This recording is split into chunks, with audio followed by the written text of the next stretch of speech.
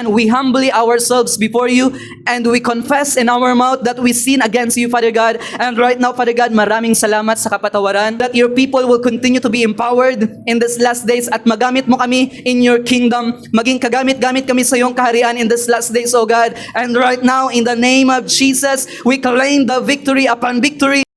Morning po kami ni Sas, Sas. salamat po. Salamat po. Lakas, wala na yung Wala na. pag-ihi. Ihi ko. Thank you, Jesus. Thank you, Jesus. Pastor. Pastor.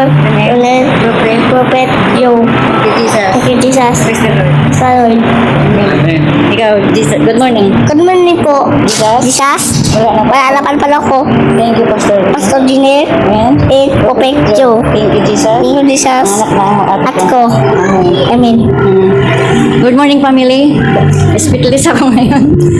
Nagpapasalamat talaga ako. Lord, talagang salamat po. Dahil ligtas yung mag-ina ko.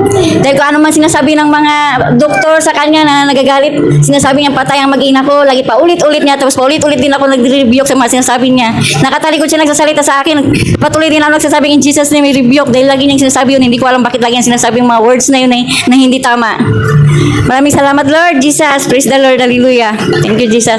Ganon din po na lagi nakaantabay sa amin si Pastor sa operating na pagsabi ko, Pastor, nandyan na. Dito na lang siya sa operating room. Lagi siyang nandyan. Silang dalawa ni Pastora na nagtutulong sa amin sa pagpipray. Thank you, Jesus. Dahil ginamit mo sila instrumento para sa aking anak. Praise the Lord. Thank you, Jesus. Dahil doon, nagkakaroon kami ng lakas sa inyo, Panginoon. Salamat po. Amen. Thank you, Jesus. Hallelujah. Hallelujah. Palakpakan natin once again our family. Glory to Jesus. Thank you for testimony. Mag-share lang ako ng konti po sa nangyari last Wednesday. Bali 2 days po ako nakahiga. Hindi ko malaman kung trangkaso o kasi sabay yung sakit ng ulo, tapos sakit ng tiyan. Then kahit anong lagay po ng bimpo sa ulo ko na may ice, saglit lang po siya. Tuyo na naman agad yan kasi inaapoy po ako ng lagnat. Then hindi pa ako makakain maganda, makainom ng tubig. Then decide na kami na punta namin si Pastor. Then pinag-pray pa ako ni Pastor noon. Morning po na yun.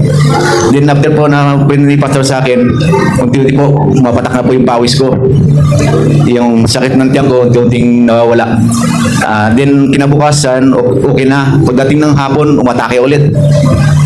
Unti-unti naman bumabalik din. Ginawa ko, nag-worship ako. 2 hours pa ako nag-worship. Then sinabi ko sa Panginoon, hindi adlang ang karamdaman para purihin kita. Kaya salamat po sa kabutihan ng Panginoon sa buhay namin at sa buhay niya.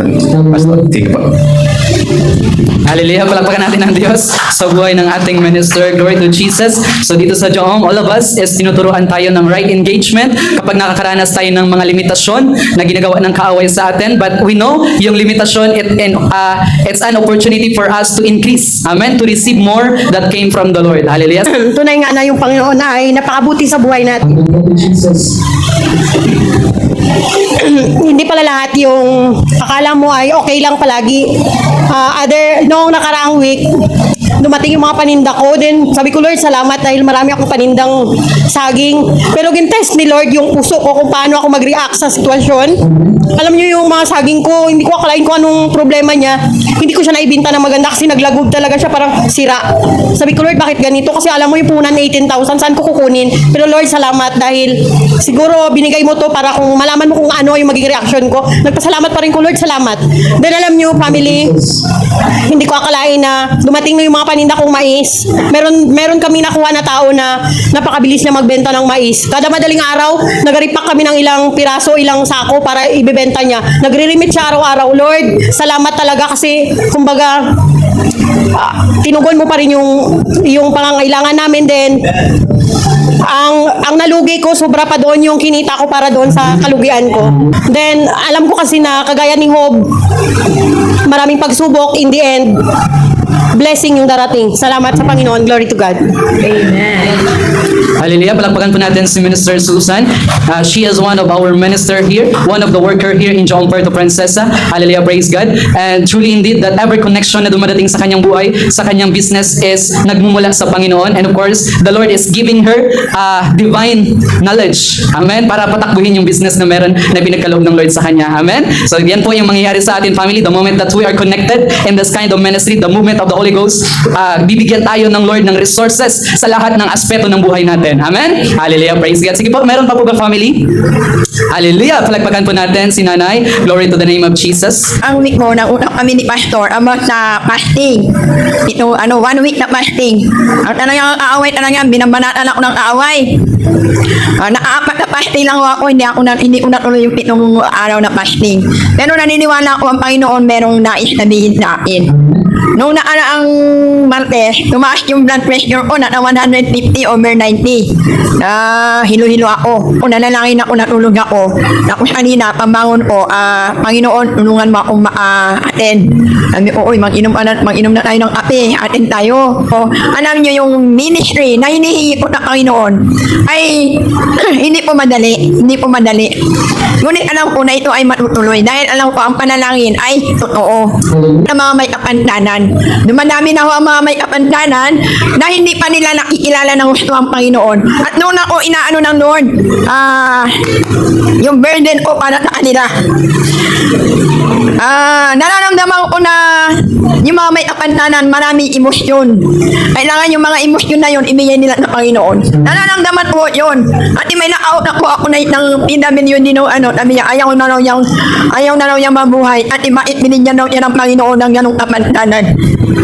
Nakatanwa ako at may kapantanan din ako eh. Sabi ko nga, mabait ang Panginoon, mahal ng Panginoon yung mga may kapantanan. Tulungan niyo po ako sa ministry na ito. Naiiyak lang ako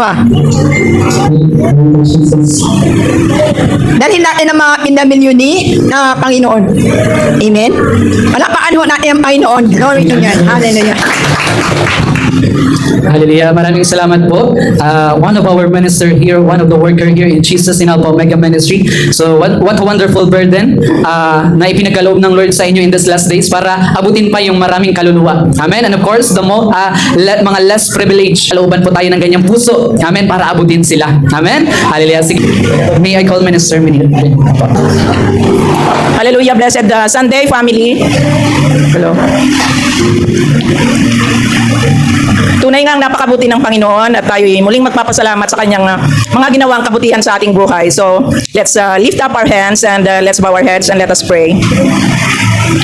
Heavenly Father, we lift all our concerns to you and thank you for everything, for what you have been doing into our lives, Panginoon. Walang sawa kaming magpapasalamat at buong puso kaming nagpapakumbaba sa iyong harapan ngayon. At nararamdaman po namin ang iyong presensya, Lord. Ang iyong banal na Espiritu ay kasama namin ngayon sa mga oras na ito, Panginoon.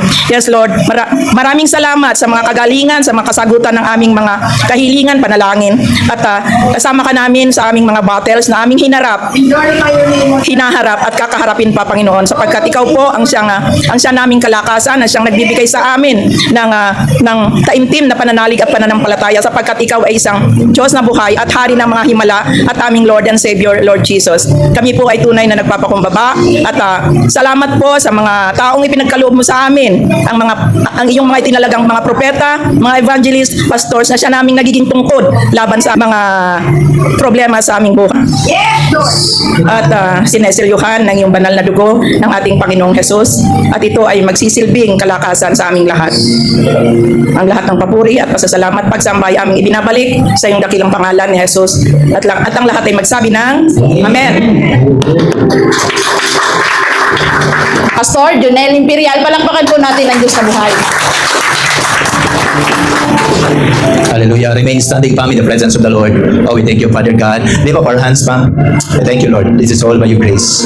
Oh, Father God, for it is written in your word in the book of Psalms, chapter 34. For it is written, to lion roar with hunger, but those who seek the Lord shall not lack anything. Thank you, Father God, that in this time of famine, this time of tribulation, your people are preserved in these last days, and no one will leave behind. In the name of Jesus, we thank you, Father God, because we serve you. We thank you, Father God, because you are the King of majesty. We thank you, Father God, because you're the King of glory. Wala na po kaming hahanapin po, Panginoon, that in this time of crisis, oh God, Lord, lalo mo pang ipapakita sa iyong mga anak that you are the God, the same yesterday, today, and forever. The God who never changes. The God who is and who was and who is to come. Remesikiandi mente recantrabus. Lebrazediandi mente. Rababus recontrabus. Mezekatula brazediandi mande. Truly indeed written in the word of God that those who speak in tongues will edify ourselves, strengthening ourselves. Let the utterance of the voice of your people arise in these last days. Walang sakit, kalamdaman ang makapag-ahari sa katawan ng iyong mga anak. Our vessel, our body, our flesh is destined to serve the Lord. For as long as your people desire to serve unto you, O God, you are the God of heaven. Hear the cry of your people. In the name of Jesus, no matter what kind of world we are living for, let our finances, let our good health be our portion. In the name of Jesus. Declare with me, Pam. Declare with me, Father, in the name of Jesus. Muli po ako nagpapakumbaba, Panginoon, with humility and fear of God. Salamat po, Panginoon, sa iyong kapatawaran. Salamat po, Panginoon, sa biyaya ng buhay. Ano man ang aming limitasyon, kamalian, uncleanliness, you're a God who is forgivable. In the name of Jesus. And today, I already received my portion, my blessing, my good health, my strength, supernatural strength, supernatural favor, supernatural blessing, miracle money, miracle blessing, good health, prosperity. This is my portion. This is my heritage. Because I am your child. You are my father. In the name of Jesus. Palakpakan natin ang Diyos na buhay. And everybody say Amen. Hallelujah. Thank you, Lord. Sige po, pwede na tayo mapo in the presence of the Lord. At patiin natin yung ating katabi. At sabihin natin, you are blessed. You are here. You are blessed. And I am blessed. Palakpakan natin ang Diyos na buhay. Hallelujah. Okay, glory to the Lord. Hallelujah. Sinong excited today, Pam? Remember? This is our third Sunday in the month of April, and the prophet of God declared that this month is a month of fruitfulness. Amen. But this year, 2026, is the year of supernatural favor. Amen. So, when it comes to a blessing, Pam, tandaan natin, always i-declare natin sa ating sarili, I am blessed, I am blessed, I am blessed, Lord. Amen. Kasi taas po yung kamay ng first time. Okay, wow, glory to the Lord. Welcome po sa ating family. God bless po sa inyo. Sino po nag-invite sa inyo? Wow, hallelujah, glory to the Lord. Yan po yung mga magagawa natin, Pam. Amen. Kung meron tayong minamarites, mga chismis, problema ng kapitbahay, i-chismis natin ngayon ang Panginoon. Amen. Dahil ang Diyos natin, yung po yung nakatamis. Bakit po? Habang hinihintay natin yung miracle natin, we are excited na i-share yung salita ng Panginoon. Amen. At habang hinihintay natin yung mga marami pang miracle, ganyan po yung tunay na manggagawa. Excited tayo. At the same time, excited tayong ibahagi. Di ba? Huwag natin gayahin yung iba. Sabi nila, saka na ako maglilingkod kapag sinagot na ng Panginoon ito. Pag binigyan na ako ng ganito, at kapag ganito na. I tell you, Pam, sa paraan ng paglilingkod, walang bukas po. Ang paglilingkod ngayon na po, Pam. Amen. Saan ka man nilagay ng Panginoon? Sa trabaho ka man, sa opisina ka man, always declare, Lord, papaano kita i-share dito? Matanong ko nga si Pastor kung paano yung dapat gawin. Amen. Mas gusto ni Pastor yung tinatanong ako. Amen. Dahil I truly believe with all my heart, kung para sa Panginoon, para sa kanyang gawain, hindi ikaw yan nagmumula sa iyo. It is the Lord God put it in your heart. Amen. And whatever the enemy meant for evil, God will turn it into good. Amen. So I'd like to honor ang bautismo natin. The first time po, second time, third time, fourth time. Okay, glory to fourth time. Welcome family. Glory to the Lord.